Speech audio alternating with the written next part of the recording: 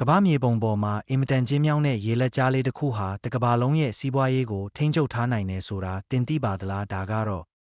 အီရန်နဲ့အိုမန်နိုင်ငံကြားမှာရှိတဲ့ဟော်မုတ်ရေလက်ကြားပဲဖြစ်ပါတယ်။ကမ္ဘာရေနံစုစုပေါင်းရဲ့20%ကျော်ဟာဒီနေရာကိုဖျက်ဆီးသွားရတာပါ။သမိုင်းကြောင်းအရကြည့်ရင်လည်းဒီနေရာဟာရှေးကတည်းကကုန်သွယ်ရေးဗဟိုချက်ဖြစ်ခဲ့ပါတယ်။16ရာစုမှာပေါ်တူဂီတွေကဒီဒေသကိုထိန်းချုပ်ဖို့စ조사ခဲ့တယ်လို့နောက်ပိုင်းမှာဗြိတိကြတို့ကလည်းအရေးတယူလှုံ့ဆော်ခဲ့ကြပါတယ်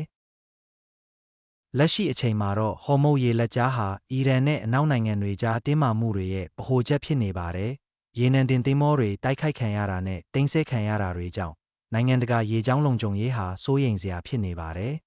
။ဒီရေလက်ကြားရဲ့အကျဉ်းဆုံးနေရာဟာ20မိုင်သာကျဲတာပါဒါပေမဲ့ဆော်ဒီအီရတ်နဲ့ကူဝိတ်တို့ရဲ့ရေနံတွေဟာဒီလမ်းကြောင်းကပဲထွက်ရပါတယ်။ဒါကြောင့်ပဲဟော်မုတ်ရေလက်ကြားဟာကမ္ဘာစီးပွားရေးရဲ့အသက်သွေးကြောအဖြစ်ဆက်ရှိနေဦးမှာပါ။